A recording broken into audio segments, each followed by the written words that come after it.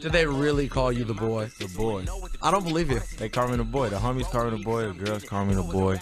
No, I don't believe you. I'm calling you out. My fans call me the boy. I'm calling you out. I'm calling Drake out. Anyone who says people call them the boy in real life, I don't believe it. They be like, the boy. Oh, it's the boy. He's in the building. I be like, what's up? Then I be going on stage. Girls be like, the boy. I don't believe you. They be like, the boy. I be like, I'm here. Yo, Casey Veggies is here on Real Late, ladies and gentlemen. My name is Peter Rosenberg, and I don't believe that. When they said you were here, I was like, yo, the boy is here? The boy. Sounds different when a white guy says it. Sounds racist. Like, why are you calling him boy, though? Yo, Casey, since the last time you came up here, let's be honest, you're popping. You're out here. I'm working. I mean, you got smacked. You backflipping on these hoes. Man, they've been doing that for you know what I'm saying? Now it's funny because you mentioned Hit Boy did the boy. Yes, Hit Boy, Ray Real, and homie Hayes, they produced it together. So it's funny because I was thinking actually of you sort of in a similar way to Audio Push. Yeah. In that Audio Push's first project was super duper, not super duper backpack rap, but pretty backpack rap. Yeah. And then the new record, which I really love, Quick Fast, is definitely a more commercial approach, but it's still their style. And I feel like that's what you've been doing. I feel like you have made, I think, you tell me, to me it looks like you made a decision, like, I'm going to be Casey Veggies, but I'm going to make records that are a little bit more viable. Was that a decision, or is it just the way the production started going? I mean, I don't think it's going to make records that are a little more valuable. I mean, maybe that record in particular is definitely more like for the radio format. Which one? Backflip? Backflip, okay. Yeah. It's more formatted for that. I mean, I'm just growing with how I'm making records now. You know, I'm just trying to make records more, you know, more listenable, bigger for the bigger masses. But at the same time, if you hear my album, the sound of my album is still like Casey Veggies. Like I never, you know what I'm saying? I've never stepped out of my element, you know what I'm saying? This has been an interesting rise for you. The way you've built has been steady. I've watched it get bigger and bigger and bigger, just piece by piece. Yeah. Like, what size venues now are you doing? If someone's going to a Casey Veggie show, what are you doing? We can at least do 800, 1,200, 8 to 1,200. 1,500. And then what if you're on a show with I Am Sue or YG or 3,000? Now we're talking 3 to 5,000. We could do that by myself, but yeah, I like doing shows with other artists that are working hard. And how is the reception on the East Coast? So obviously the West Coast is going great for you. It's been slower, but I think people are starting to catch on. You know what I'm saying? It's been a long time coming. The Odd Future fans, they love me. You know what I'm saying? And that's another thing that makes your start so interesting is that you're an Odd Future affiliate. Yeah. But that you're in a mainstream light, because Odd Future, big as their following is, has not sniffed a mainstream situation yet. I mean, not that they want. It doesn't seem that they want to. Yeah, that's Tyler. He doesn't go to the clubs. Tyler doesn't go to the clubs. Tyler, let me tell you what Tyler doesn't do. Tyler doesn't respond to a fucking email. Tyler doesn't do. Tyler drives me nuts. I want them to go one step further because, in my opinion, with Odd Future, I don't have any, and everyone can tweet them and say Rosenberg was talking about them. Those are my people. Yeah. I love those kids. I love them too. But in my opinion, you know, I don't want them to change their music at all. I want them to be Odd Future, okay? However, I think they keep going back to the same fan base over and over and over and over again of, you know, X 100,000 people, and I think they're so talented and should reach even more. And you don't have to do that by necessarily making different music, but you do have to make certain appearances and put in certain work to get there. Yeah, otherwise, to me, you're just going back to the same crowd over and over again, and I want to see, you know, ultimately growth from them, because I think Earl in particular, right? Well, I mean, they're also talented. Damo's incredibly talented. Haji, Left Brain, they're all very talented kids. Sid. But I think Sid the Kid, of course, but Sid the Kid's going her own way. That's the thing. She actually is.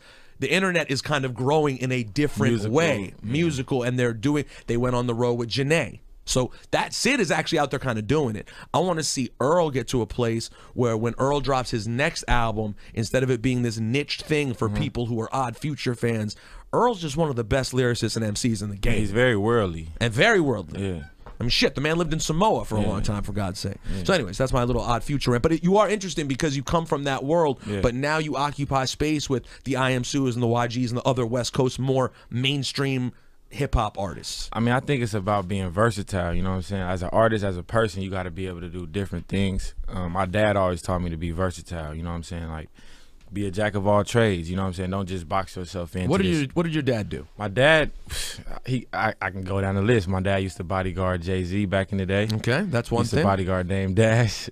He was he throws parties. He has his own production company. Okay, so when are we getting your dad in for an interview? Because this guy sounds amazing. He's a legend. My dad is a legend. Trust me. So he was around bodyguarding for Jay and Dame. He was around the Rock Tupac. years. You heard Jay-Z's. You heard Media Takeout reported Jay-Z's buying the radio station, right? This radio station? This one. I heard he bought 106 in Park. He's buying everything. He's buying everything. Smart man, Jay-Z. I don't think any of it's true, but I hope, Jay, if you want to buy the station, I still hope you keep me around. Thank you. So wow, your dad. So from early on, was he able to put you on game just from the things that he learned? I mean, yeah. Like when I was young in the car riding with him, you know, he would be taking me to practice or something. And I out of nowhere. What practice, first of all? Basketball practice. Okay. Yeah, I was on my way to basketball practice. I used to love hooping, you know what I'm saying? Then out of nowhere, I would tell my dad, like, yo, man, I want to rap. Like, I want to be an artist. Like, you know, and then he would be like, yeah. Like he was wondering why all of a sudden I had this love. I just wanted to be an artist. And he would always talk to me about different things, situations, and tell me, you know, what comes from the lifestyle and what it's really about. And then I remember he told me a story where he was with Nas. He was bodyguarding Nas one night because he wasn't just stuck with Jay-Z, Dame. He would do different artists. Now, what he would do where was this? This was everywhere? LA. It was in LA. Yeah, okay. LA. So when they would come to LA, yeah, they would call. And then if you go like look at the Girls, Girls, Girls video, the Jay-Z Girls, Girls, Girls, my dad is in the, you know how Jay-Z's walking off set? Yeah. You'll see my dad walking really? right behind him by the camera. And that's how I knew it was real. Because at first my dad told me and I was like, yeah, right, Dad. Yeah, all right, you shut up, Dad. Yeah, but then I saw the video. I looked at the video. I'm like, that's my dad. Like, that's crazy. Like, it was just crazy. But he told me this story where he was in the studio with Nas and Nas was doing a verse for some artist, just doing a feature. He got paid like what, $15,000, and like my dad said that was the quickest $15,000 he ever seen someone make. And ever since he was telling me that story, just stories like that got me like, wow. Not to say it was about the money, but it was just the fact that my dad was there to experience. And you were like, well, this is a thing that people actually do. I mean, it makes it a little bit more real. Yeah. When you hear direct situations like that. And then to make it even crazier, I actually got hit by a car when I was young. When I was about 7 years old, I got hit by a car. I broke my leg. It was pretty bad. Wow. I was out of school for like a year, got homeschooled. And my dad was on a job with Jay-Z when I got hit. Like he was actually on a job with Jay-Z. And like he told me he had to hop out of the limo to rush to the hospital and all that right when the accident happened with me. So the fact that that accident happened, and years later, I ended up meeting Jay-Z when I was like 17 years old. Did Jay remember the story? I mean, I don't even think I really brought that story up to him. Because you don't forget a moment like that. Yeah. You don't forget a moment when your security guard's like, my son just got hit by a car. Exactly. Let me out right here. Exactly. That doesn't happen every day. And that's when my dad said it happened just like that. I mean, he said, you know, he talked to Jay-Z a little bit after the fact, but the fact that I ended up linking with him on some totally different stuff, like it wasn't through my dad or nothing. How did you end up linking with Jay-Z? I was actually in 12th grade. It was my senior year in high school. I was working. I was in Hollywood one day after school, and this is when I had mixtapes out. We was buzzing. We was picking it up. We was trying to get it, and I had got a call from Q-Tip from A Tribe Called Quest. Okay. He called my phone. Okay. I mean, that's crazy. And he's a legend. Shout out to Q-Tip. How did Q-Tip call your phone back then? He was on the phone with Rich Kleiman. Okay. Well, how did Rich? You knew Rich already. I didn't know Rich like that. I had kind of knew him through mutual people. Rich Homie Kleiman. He's a cool dude. I rocks with Rich Kleiman. Yeah, he's the best. I mean, he brought me to meet Jay-Z. He called me. Q-Tip was actually trying to sign me at that point. He was working on a label. I was interested. I was only like 17 years old. So I was super excited that he was, just gave me a call, told me he heard my album called Sleeping in Class. He was like, yo, I heard this album, Sleeping in Class. Yo, this is dope right here, man. And at this point, I'm thinking like, wow, this hip-hop legend is showing love. And then after that, I think he changed his mind. I think Q-Tip never ended up doing a label. But Rich Kleiman gave me a call like, yo, Q-Tip's not really, doing the label right now. But I'm at Rock Nation. We got opportunities for you over here. And he was like, I want you to come meet Jay-Z. And I was like, yo, I mean, I'm definitely trying to meet Jay-Z. Then I actually missed high school for like 2 days to go to New York to meet Jay-Z. And so you went and met with Jay? Yeah. Had a meeting? At the hotel. Right in Soho. Okay, and so at Soho Grand, what was it? No, the Mondrian? Mondrian. Okay. Yeah, I think I believe. So you go and just what's that like? What's the walking into a Jay-Z meeting? I mean, listen, Jay-Z, as many people know, he did call my phone once. It was very exciting. But I've never had a meeting with Jay-Z. What's that experience like? He was working on Watch the Throne with he was working on the Kanye album, the album with him and Kanye. It was Mike Dean in the room. Okay. They had a couple, people in the room with him. It was like a floor of a hotel just blocked off, and then I got on the hotel floor. He had his security guard at the door, but I had never seen somebody transform a hotel into a studio. So I was amused. The whole thing, just from walking in there. Yeah, like I was like, yo, this is crazy. And then just walking in, Jay-Z was sitting down on the table. I came in with Rick. He was sitting down, and he had like orange juice, water on the table. He like, you thirsty? You want some orange juice, water? And I was like, yo, yeah, I want some water. And the first thing Jay-Z asked me, and I'll never forget it, and you know what I'm saying, I was young, I was kind of nervous. He was like, yeah, have a seat, man.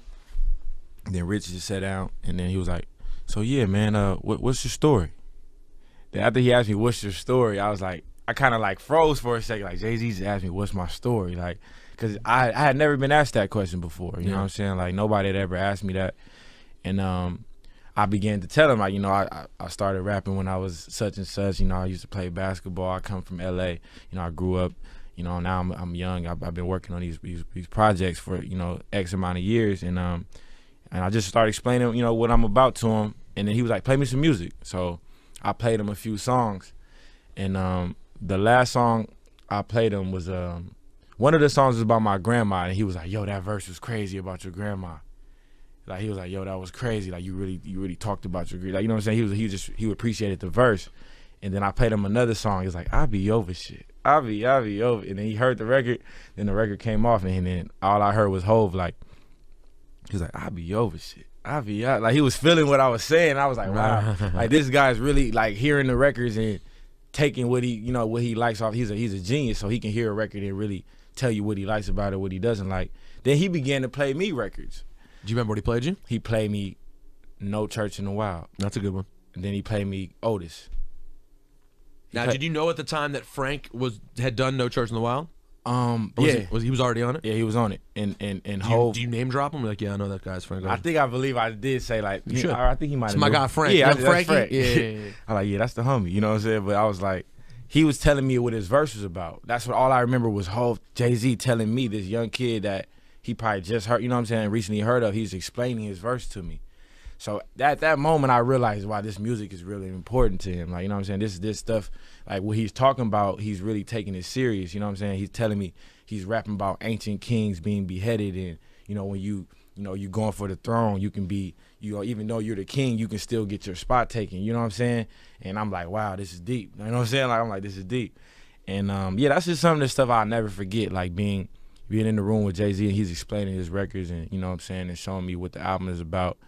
And that showed me no matter who you're talking to, if you can be talking to a random person off the street, still stand up for the work, you know what I'm saying, and be willing to explain, you know what I'm saying, what you're doing and show people what you're doing. Because if Jay-Z can explain that to me, that means, he can explain that to anybody. But one thing I'll say about Jay-Z is he is a real, like, listener. Yeah. When he meets people, like I met him the first time when I was a kid, when I was at a radio station when I was 20 or something like that, and I asked him who his favorite producers were because I was that big a nerd, and I was like, Jay, who are your favorite producers? And he was like, Primo, Pete, blah blah, and then he was like, who are yours? And I just remember always being like, who gives a fuck who my favorite producers are? But I'll tell you, you know what I'm saying? And he's still like that. Like, he always asks questions back, like, well, what do you think about that? Exactly. And that's like what smart people do. Exactly. Like, a lot of people just like to talk. And that's why something I try to work on myself. Like, am I just waiting for people to finish talking so I can talk, or am I sincerely listening to what that person is saying? Exactly. Don't talk. Let me listen. Let me talk to myself. No, I'm just kidding. Open ears. No, but that's very interesting. And now here's a question I have following that. Sounded like it was very meaningful to you. You remember everything about that. Yeah, I was Do you also remember the first time a chick threw it at you just because you were Casey Veggies? Because that's a memorable moment as well. The first time you were like, wow, this girl wants to have sex with me sheerly because I'm Casey Veggies. I've always been Casey Veggies. Why does she want to have sex with me? I mean, I was rapping in high school, So you saw that look early, like even when you weren't even good yet, and they were just excited by the idea that you were rapping? I mean, you know, by the 12th grade, I was kind of hot, man. So you already got it. I mean, you were meeting with Jay-Z, for God's sake. You were like, so I just got back with meeting with Jay-Z. Yeah, so you know what you want to do, you feel me? I mean, how? But nah, man, I don't really remember the exact moments of that type of stuff. Do you like it when you can tell it's going to be very easy because of who you are, or is it a turnoff if a girl makes it too easy because of who you are? I'd rather her not. I mean, I like girls that don't know who I am. You know what I'm saying? I'd rather talk to a girl that doesn't even listen to rap music or something. But it feels a little weird to you when they know, when they're just like, hi. It doesn't feel weird. I mean, it's just about how they carry themselves. You know what I'm saying? Like, if just because you know or whatever, you can still carry yourself with respect. You know? Because here's the thing. Here's my issue with this. Okay? If in the rare circumstance where a girl would ever, if a girl wants to have sex with you because of who you are, right? And you're at, like, we know where Casey Veggies is right now. Yeah. You're not done going where you're going, right? Not at all. So there's people who are above you right now. Yeah. So if she's willing to throw it at you right now, what happens if the guy who's above you walks in? Does that mean she's really truly a fan of just you and she wants to show you that? I mean, or if YG walks in and his album's already damn near platinum, something My Crazy Life did very, very well. What happened? Schoolboy Q walks in, the Grammy nominated. Pool in the backyard Q. But that's when the backflip occurs. Hey, listen. But no, honestly, yeah, go ahead. No. But do you have a real feeling on that, or are you just hitting with a generic? No, that's when she does it. Now, honestly though, it's been girls that I've been around that chose me over those type of guys too. Real, just because the game. Yeah. This game's that strong. Just because they rather have me.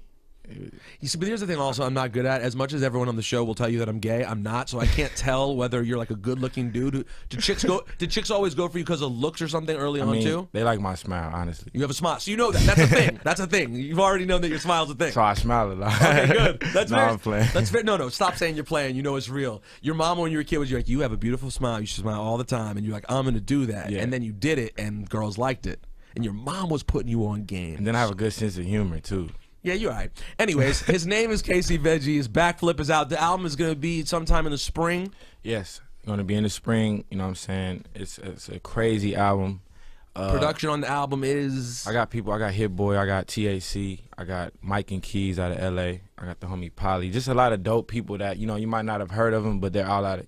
A lot of people out of L.A. Homie Sap got some records on there right now. And Casey Veggies fans should know that if you were like, damn, I don't know, Backflip's really commercial, that may not be... the album's Casey Veggies. The album is Casey Veggies, man. And they don't need to worry about that. They don't need to worry about... I mean, Backflip is Casey Veggies. It's another side of Casey Veggies. Right, but you're not only going to get that side, you're going to get all sides. You're going to get all sides. How often do people make bad jokes about veggies to you in general?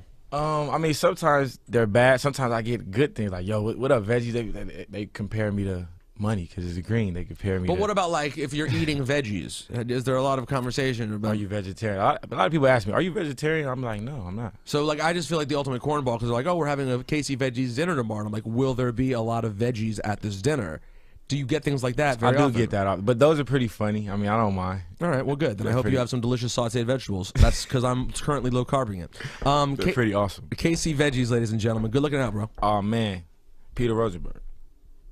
Yes, you're a legend, bro. Real talk. Really, you're really a legend. Thank you. Do you still fuck with me after my gay verses about LL Cool J? Did you hear my LL raps? I've never heard them. I don't really care to hear those type of raps. You sure? Yeah, they're really good though. I'd rather watch your interviews. I don't know though. I think knowing you with your sense of humor, I think you'd laugh at them. But a lot of people, what do I search on YouTube? I don't know. That's dangerous. I don't even want to say because Sonny Digital was just in here right now and he was like, "Yo, those raps you did about LA."